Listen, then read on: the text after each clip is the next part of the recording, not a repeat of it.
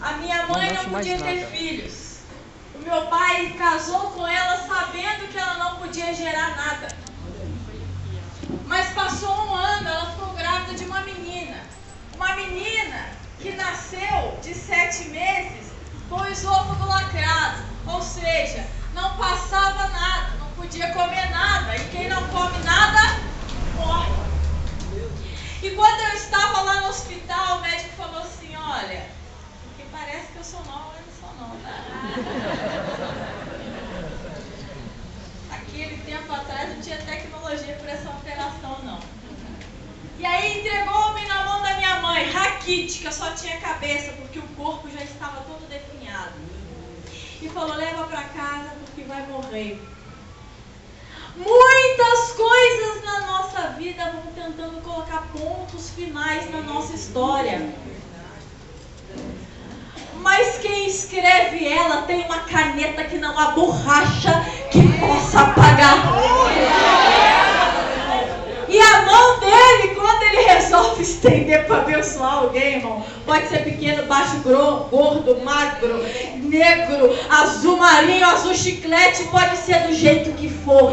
Quando ele estende a mão para abençoar alguém, quem na terra vai ter força para fazer a mão dele voltar para trás? Quem? Ninguém pode puxar a mão de Deus para trás. A mão que criou o universo, a mão que nos põe de pé, a mão que com suas misericórdias livrou o povo de Israel do Egito. A mão poderosa que faz coisas que nem eu nem você conseguiríamos acreditar. Quando ele resolve estender, irmãos, ninguém pode fazer essa mão se encolher ou voltar para trás. Então minha mãe me levou para casa, não tinha mais nada para fazer. Ela parece que meio que se conformou. Mas o meu avôzinho falou, não, dá essa menina aqui. Eu vou entrar com ela no quarto e vou trancar a porta. E eu só vou sair de lá quando ela estiver viva e curada. Ele disse que me levou já morta, roxinha para o quarto, colocou em cima da cama. O que a gente não sabe é que cama e mesa é altar. Altar. No judaísmo, você vai fazer aliança ou na sua cama quando você casa, debaixo da unção de Deus, com uma pessoa separada para você, e a mesa com quem você come. Então, quando você come e quando você deita na sua cama, é um altar. O meu avô me levou para o altar dele. Irmãos, quando a gente põe as coisas no altar, Deus resolve. Mesmo que seja para a morte daquilo que a gente ama, como Abraão foi lá e pôs Isaac. Mesmo que seja para a morte de quem a gente ama, põe no altar, que no altar Deus resolve. E aí, meu avô me colocou no altar e ele disse que 20 minutos orando veio um vento no quarto. E começou a soprar num quarto de janela e porta fechada. E o vento, quando começou a soprar, entrou dentro de mim e o esôfago que estava lacrado.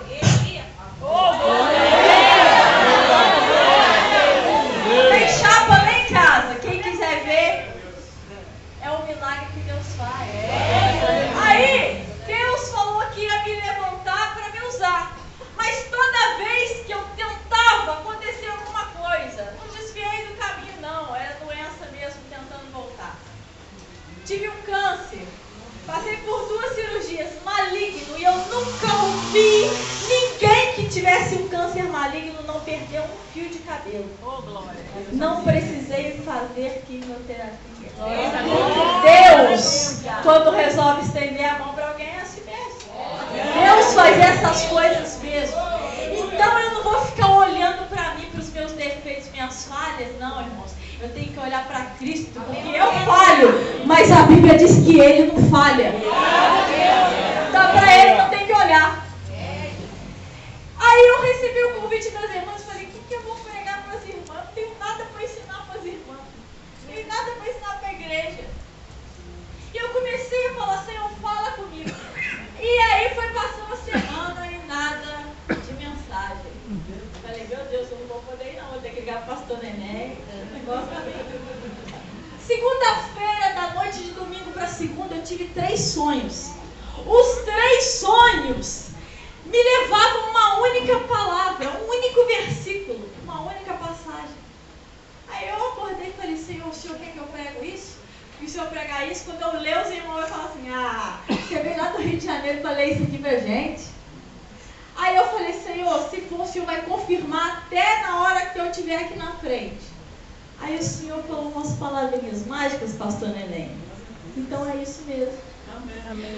Abra sua Bíblia no 19º livro da Bíblia Sagrada. 19º, chamado em língua hebraica de Terrilim, que significa louvores. Livro dos Salmos. Aquele velho que está aberto lá na sua casa, amarelado já. Aquele que está na porta. Aquele que está colado no carro. Aquele que todo mundo já está careca de falar, que eu vou falar. Qual que é? Não. Isso aí. É o 91 ou 23, mas o 23 ainda ganha, irmãos. Eu estava hoje visitando a irmã lá, quando eu saí na porta da casa tinha o 91 e do lado tinha o número 23. Aí, ó. Lá na casa da tia Maria, lá na porta. O apartamento 23 e do lado o Salmo 91 colado. Salmo 23. O Salmo 23 tem nada mais, nada menos do que completando este ano 3.023 anos. No ano de 1010 a.C., Davi foi ser ungido rei de Israel e ele escreve um cântico para cantar no dia da unção dele.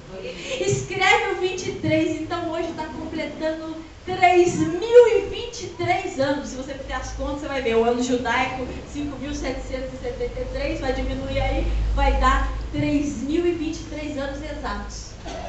Está escrito assim, já que você está enjoado de ler em português, eu vou ler para você em hebraico. Do jeito que está escrito: Adonai roi lo ersa, biniot yarbitsen yalemenecho i ana halel, nashi yeshovet yelhene, leman shemo lo ihaicha, kiata imadish ubiterrai ubishandecha. Amanon lefanai de shukran leged shodehaisi vasemerossi kosi revaya ardob arreste yerdefuni koli meinen hagai deixa beveit e Adonai le orer yamim. Que traduzido quer dizer: o Senhor é o meu pastor e nada me faltará. Vamos ficar só com esse primeiro versículo. Quando eu estava meditando nessa passagem, a minha Bíblia é hebraica. Abre para frente. Quando eu abri, que eu li a primeira frase no texto original, eu li a frase Adonai Elohim lo ersa. É um pouco diferente daquilo que a gente lê nas Bíblias comuns. Não é literalmente traduzido: o Senhor é meu pastor e nada me faltará. Mas sim, se o Senhor é meu pastor, eu não preciso de mais nada. Aí muitas vezes você vai ler e vai falar assim: na Bíblia está escrito, Senhor, que nada me faltará, e eu estou passando um monte de prova.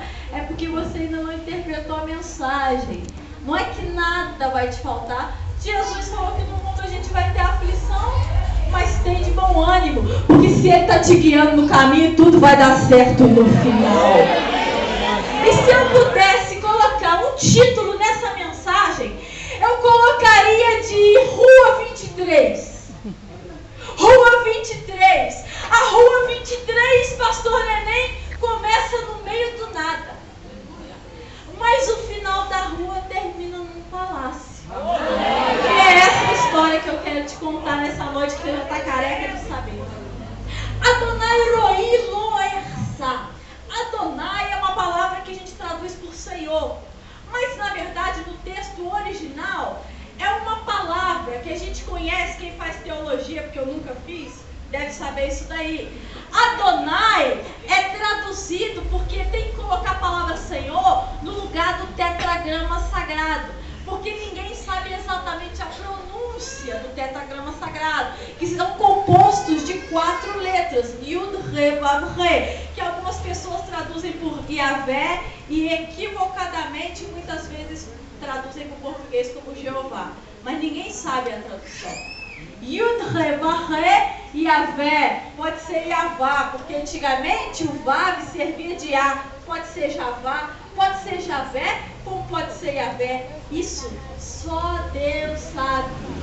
Porque quando Jesus vai orar, lá em Mateus capítulo 6, ele vai ensinar a gente a oração modelo, ele começa orando Avinu Shebat Shamaim It Kadesh Deshemekah, que quer dizer, Pai nosso que estás no céu, santificado seja o teu nome.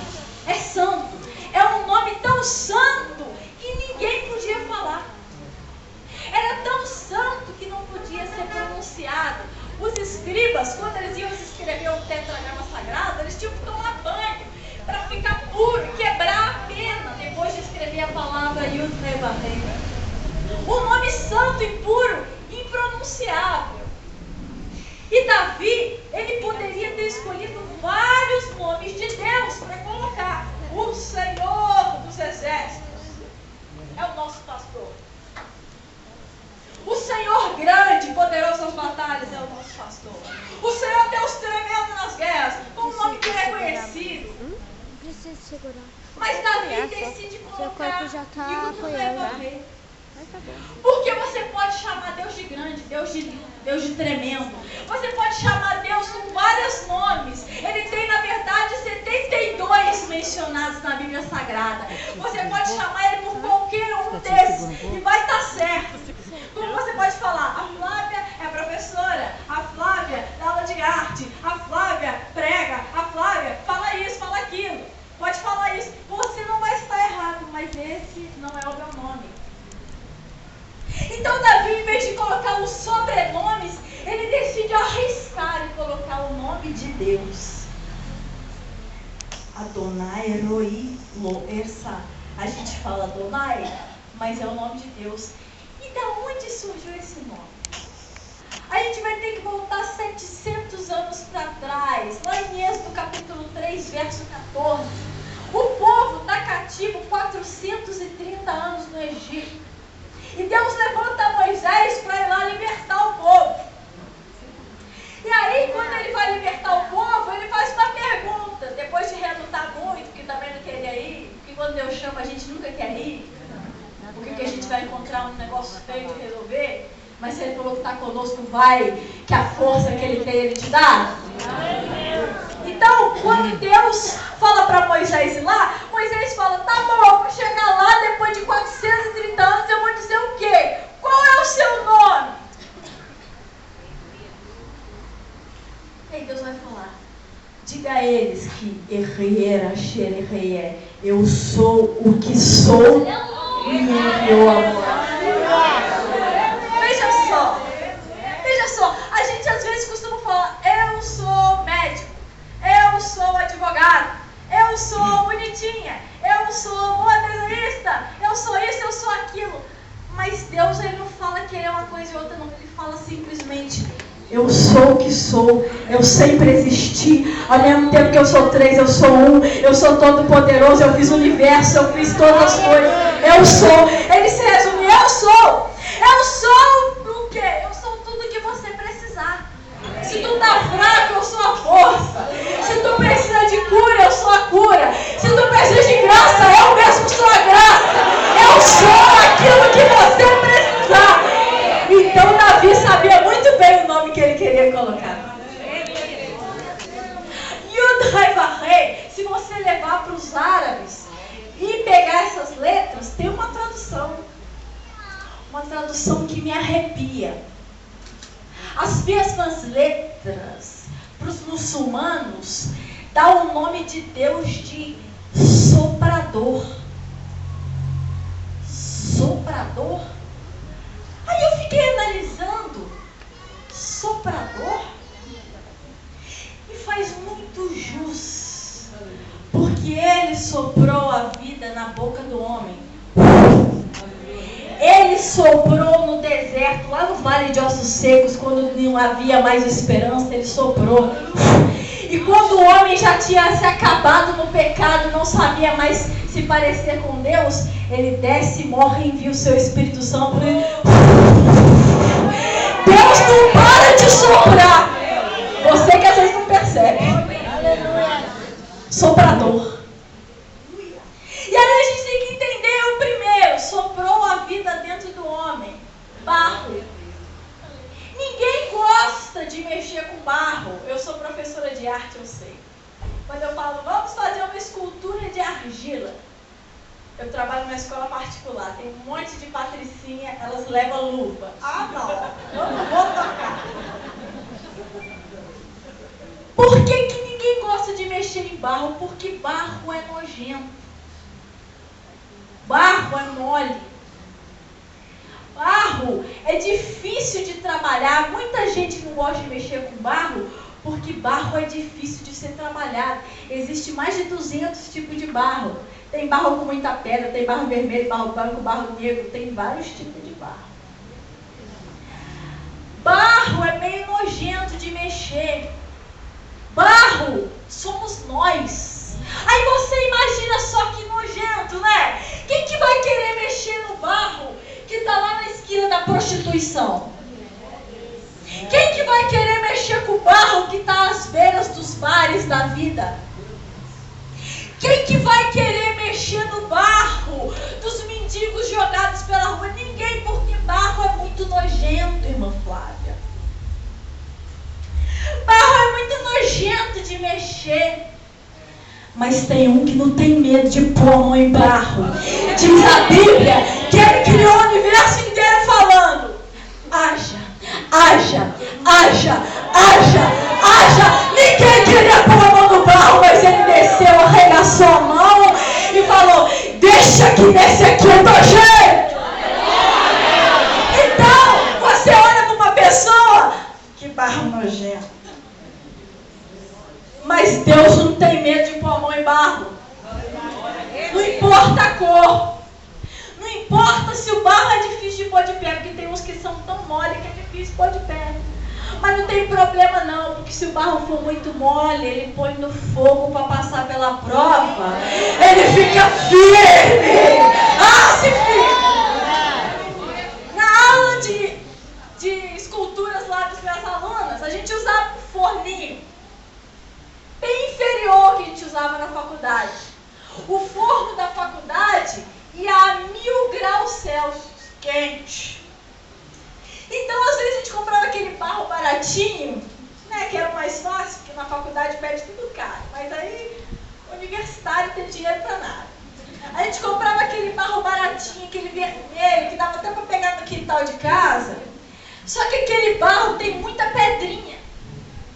Então o professor falou assim: se vocês fizerem o barro cheio de pedra, quando vocês modelar e levar para o forno, ele estoura, não aguenta a pressão. Por quê? Porque as pedrinhas que estão dentro vão deixar espaço para bolhas de ar. Aí eu entendi Deus falando comigo na aula lá na faculdade. Eu falei: eu vou anotar essa. E aí eu falei: professor, então o que a gente faz com o barro cheio de pedra? Ele bate no chão. Quando você bater, com a velocidade da batida, as pedras que estão dentro vão vir para fora, você tira com a mão. E a gente começou a bater o barro e Deus estava falando comigo. Batia o barro, subia as pedras. Batia o barro. Às vezes você não está entendendo porque você está apanhando. É Deus querendo tirar as pedrinhas que estão dentro de você. Sabe por quê? Porque se ele não tirar as pedrinhas, quando você passar na fornalha da aflição, naquela que Isaías fala, você explode. Mas Deus sabe preparar barro. Deus sabe preparar barro, irmão. E aí ele vai tirando as pedrinhas, quando ele põe no forno, tu sai um vaso bonito. E se no meio do caminho tu se achar bonito demais, ele te quebra de novo e te faz de novo. Aleluia! E é esse Deus aí que Davi está querendo falar no Salmo 23. Sabe por que, pastor Neném? Porque em hebraico são 54 palavras que Davi usa para descrever o primeiro, o Senhor. Você vê, o Salmo 23, ele todo converge no Senhor. É Ele que me guia, é Ele que me refrigera, é Ele que me restaura, é Ele que me corrige, é Ele que me levanta, é Ele que me leva, é Ele que vai me fazer habitar na casa dele por longos dias. E tem muito barro, às vezes, que acha que faz as coisas sozinho. E Deus está falando, querido, calma, muita calma nessa hora, porque a rua 23 é um pouco longa. Aí a gente está lá no deserto, Davi, Flávia, estava no deserto. Deserto depende muito de como você quer entender que seja. Deserto, irmão, não é só areia e miragem. Deserto é a nossa vida. Aquelas provas que a gente passa sozinho. Deserto é aqueles lugares que você vai sozinho, que ninguém pode ir com você. Lugar que Deus trata contigo. E na maioria das vezes no deserto você vai encontrar uma pessoa que você nunca gostaria de encontrar. Satanás. A Bíblia fala que Jesus foi tentado lá no deserto, ou seja, Jesus podia orar lá 40 dias. O diabo estava lá. Estava lá para provar ele. Mas o diabo não sabia quem ele estava provando. Da mesma forma, ele não sabe quem ele está provando. Porque se o soprador soprou o espírito dele dentro de você, ele não sabe com quem que ele está se metendo. Porque você também vai passar desse deserto. A palavra Adonai, que na verdade não é Adonai, Yud-Heh-Vah-Heh, aparece 7.000 vezes na Bíblia. Deve ser porque Deus queria que o povo soubesse o nome dele.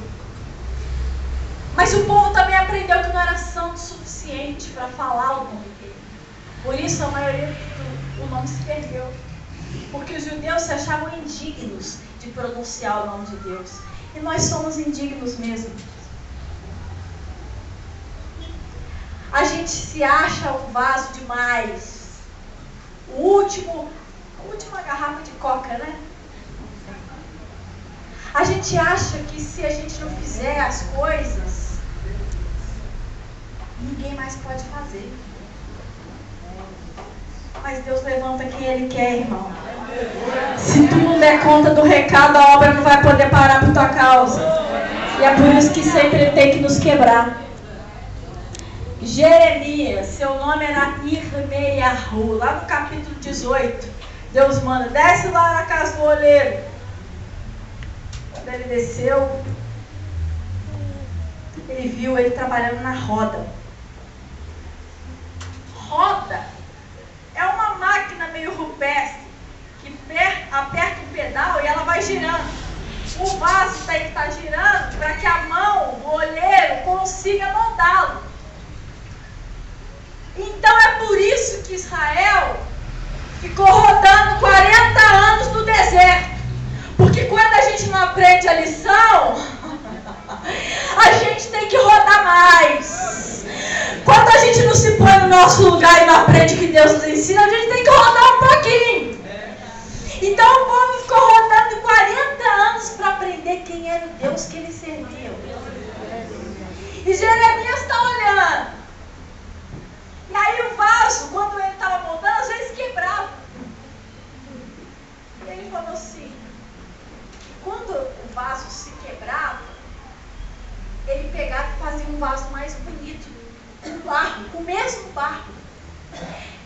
Aí é o que Deus faz também. Pega aquele barro que está lá fora, que ninguém dá nada, que todo mundo tem nojo de pôr a mão, e quebra ele e transforma ele num vaso mais bonito do que aquele que você achou que era. Louvado seja o nome do Senhor. E na rua 23 segue-se o caminho. O Senhor é meu pastor e nada me faltará. Deitar-me faz em verdes pastos. Davi escolheu um bicho, porque se ele escolheu Deus como pastor, ele escolheu nós como ovelha. E ovelha, irmão, é um bicho meio bobo. Porque ovelha, ela não tem nenhuma técnica de defesa. Ela não tem presas. Ovelha não tem garra. Ovelha não tem como se defender dos inimigos que vêm. isso que a gente precisa de um pastor. Que ele tem duas coisas na mão, uma vara e A ovelha é muito alegrinha, gosta às vezes de sair da aprisco. E quando ela sai, ela dá de cara com um lobo, que é muito mais forte, que tem dentes afiados, que é mais poderoso, que pode esmigalhá-la. Mas aí vem o pastor, que não deveria pular o aprisco para buscá-la, porque ela não merece. Mas ele vai lá, deixa todo mundo dormindo, pula, pega o cajado que tem um contorno na ponta, puxa ela e a varada vai no inimigo. Às vezes a varada vai na gente, mas a varada também vai no inimigo. E a Bíblia diz que em pastos verdejantes, com águas tranquilas, é difícil achar um território seguro para ficar, agradável. A grama para a ovelha dormir tem que estar muito baixinha, muito fofa. Para a ovelha dormir tem que ser um clima muito agradável. Não pode ter mosca, porque as moscas gostam muito de pousar no nariz e elas não gostam. Então, para elas dormir, tem que ter muita segurança. Mais na frente o salmista vai escrever: em paz me deitarei e dormirei, porque só tu me faz habitar em segurança. E ele vai e cuida da ovelha. O tempo todo fala que ele está cuidando dessa ovelha. Aí chega num ponto que não tem muito a ver com a ovelha, não. Unja a minha cabeça com óleo. Prepara uma mesa na presença dos meus inimigos. Isso não tem a ver com ovelha, porque ovelha não senta na mesa com os inimigos dela, ovelha. Ovelha não é ungida, mas é. O maior repelente que tem de inseto, azeite. Ele passa na ovelha, para nada ficar perturbando. Mas ele passa com a unção do seu Espírito Santo. Então só vai ter azeite a ovelha que ficar clamando, que ficar pedindo. Pai, manda azeite. Manda azeite para espantar os bichos. Manda azeite para curar as feridas. Manda azeite, Senhor. Manda azeite, senão vai ficar difícil dormir aqui. Davi, ele compôs esse salmo justamente para quê? Porque ele estava sendo glorificado, ele estava sendo elevado a um trono de reino de glória. Então ele está falando assim: prepara uma mesa na presença dos meus inimigos. Que inimigos Davi tinha? Se você for ler, você vai ver que Davi era um moço de recado. Ele levava as coisas, o pai falava: vai lá levar não sei o que para seus irmãos, queijo. Vai lá e leva isso para seus irmãos, leva o recado, leva isso, leva aquilo, leva aquilo, leva aquilo. Era o moço do recado. E os irmãos dele debochavam dele. Na Bíblia você vai ler uma parte que está escrito assim no livro de Samuel. O irmão dele fala assim: com quem você deixou aquelas poucas ovelhas? Os irmãos o tratavam com desprezo. Era o menor. Há alguns teólogos que dizem que Davi era um filho bastardo, porque no Salmo 51, 5 ou 6, se eu não me engano, ele fala: em pecado concebeu-me a minha mãe. Então o pai tinha que cuidar dele. Então os inimigos dele eram os próprios irmãos. E é interessante que a Bíblia não está equivocada, que os nossos inimigos são sempre os nossos irmãos. Quem é que está tentando matar José?